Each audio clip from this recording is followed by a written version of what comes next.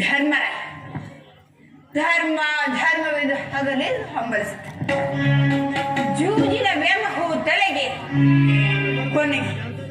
ಕೊನೆಗೆ ಧರ್ಮ ಪತ್ನಿಯನ್ನೇ ದ್ಯೂತದಲ್ಲಿ ಪಣವಾಗಿಟ್ಟು ಸೋತ ಧರ್ಮ ಪ್ರಭು. ಇವರ ಅಭಿಪ್ರಾಯ ಧರ್ಮ ಸಮ್ಮತ ಹಾಗೂ ಲೋಕ ಸಮ್ಮತ. ಇವರು ನನ್ನ ಪತ್ನಿ. ಇನ್ನು ಬಂಡಿ ಬಂಡಿ ಕೂರಲು ತಿನ್ನುತ್ತಿದ್ದ ಭಂಡ ಮಕ್ಕನೇ ಕೊಂದ ದ್ರೋಣನು. ನಿನಗೇಕೆ ಬೇಕು ಈ ಗದಾದನ್ನು? ಇದನ್ನು ಬಿಸಿಟು ಕೈ ಸಾಕು ಸಾಲ ಹಿಡಿದುಕೊಳ್ಳಿ.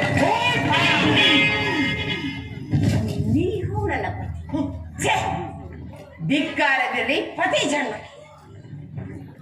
ಇನ್ನು ಪಾರ್ಥ, ಪಲ್ವ, ಧನಂಜಯ, ಕಿರೀಟಿ, ದಶನಾಮುದಯಗಳು ನಿನಗೇಕೆ ಬೇಕು ಈ ಗಾಂಡಿವ?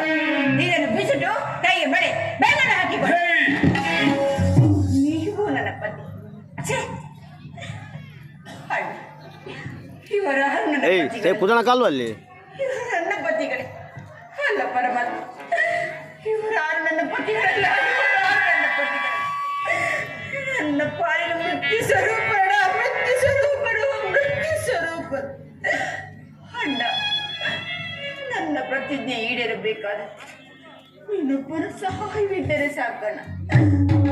ಅದೇ ಬೈರಬೇಕು ನನ್ನ ರಂಗಕ್ಕೆ ಆತನ ಬಿಸಿ ರಕ್ತದಿಂದ ಈ ನನ್ನ ಬಿಸಿ ಬೀಗುಗಳು ನನಗೆ ನಾನೇ ಕಟ್ಟಿಕೊಂಡು, ನನಗೆ ನಾನೇ ಕಟ್ಟಿಕೊಂಡು ಇವರ ಯಾರ ಸಹಾಯವನ್ನು ನನಗೆ ಬೇಕಾಗಿಲ್ಲ. ಒಂದು ವೇಳೆ ನೀನು ನನಗೆ ಸಹಾಯವನ್ನು ಮಾಡದೆ ಹೋದರೆ ಪುತ್ರಿಯಾಗಿ ಜನಿಸಿದ ನಾನು ಅಗ್ನಿಯಲ್ಲಿ ಬಿದ್ದು ಪ್ರಾಣ ಕಳೆದುಕೊಳ್ಳೋಣ, ಅಗ್ನಿಯಲ್ಲಿ ಬಿದ್ದು ಪ್ರಾಣ ಕಳೆದುಕೊಳ್ಳೋಣ. ಇದರಿಂದ ಪಾದದಾನಿಗೂ ಸತ್ಯ, ಇದರಿಂದ ಪಾದದಾನಿಗೂ ಸತ್ಯ. ಈಗ ಚೆನ್ನಾಗಿ ಸಹಚರ ಐವರ ಅಭಿಪ್ರಾಯವೇ ಒಂದು, ಈ ನನ್ನ ತಂಗಿ ದ್ರೌಪದಿ ಅಭಿಪ್ರಾಯವೇ ಒಂದು ಅಲ್ಲವೇ ಭೀಮಸೇನ? ಅದಕ್ಕೆ ನಾವೇನು ಮಾಡೋದು?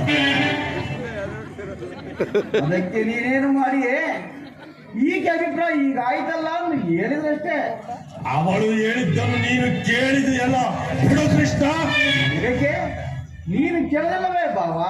ಕೇಳೋದರಿಂದ ಆಗುವ ಪ್ರಯೋಜನವಾದರು ಪ್ರಯೋಜನವೋ ಅಪ್ರಯೋಜನವೋ ನನಗೆ ಒಂದು ತಿಳಿದೆಯ.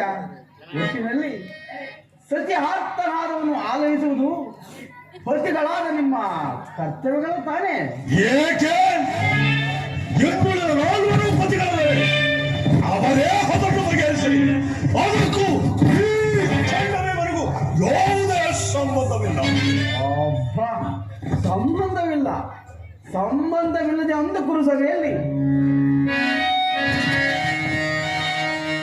ಹೊಂಡದು ಜಾಗನ ಗುಂಡಿಗೆಯ ಬಿದಿರಕ್ಕದಿಂ ಮೊಡಗಿ ಪಾಂಚಾಲಿಯ ಬಿಡುಮುಡಿಯ ಕಟ್ಟುವೆ ನೆನುದ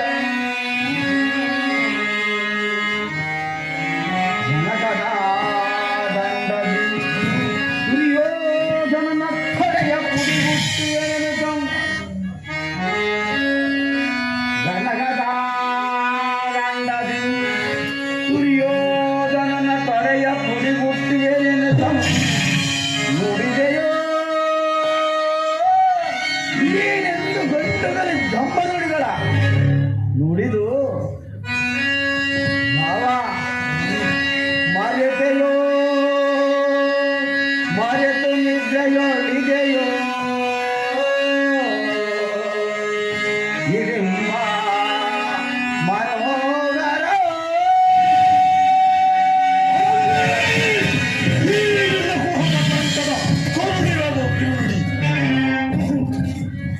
ಕಣ್ಣೀರ ಕರೆಯದಿರುವಲ್ಲವೇ ಈ ನಿನ್ನ ಕಣ್ಣೀರ ಬದಲಾಗಿ ಹಾಗೆಯೇ ಹೆಣ್ಣಿನ ಕಣ್ಣಲ್ಲಿ ಶತಸಹಸ್ರಾರು ಮೈಲಮನೆಯನ್ನೇ ಧರಿಸುವಿ. ಕಾಲನೇ ಕೌರವನಿಗೆ ಬೆಂಬಲವಾಗಿದೆ. ಕಾಲಕ್ಕೆ ಗುರು ಸಮುದ್ರವ ಎಳೆದು ತೊರೆಗಳ ದುಶ್ವಾಸನ ದುರ್ಯೋಧನನ ದುಷ್ಟಕೀಟಗಳ ಹಾಗೆ ಅದು ದುಶ್ವಾಸನ ನೋಡಲ್ಲ ಉರಿಗಟ್ಟಿ ಪಾತಕ್ಕೆ ಕಲಿಯೋದ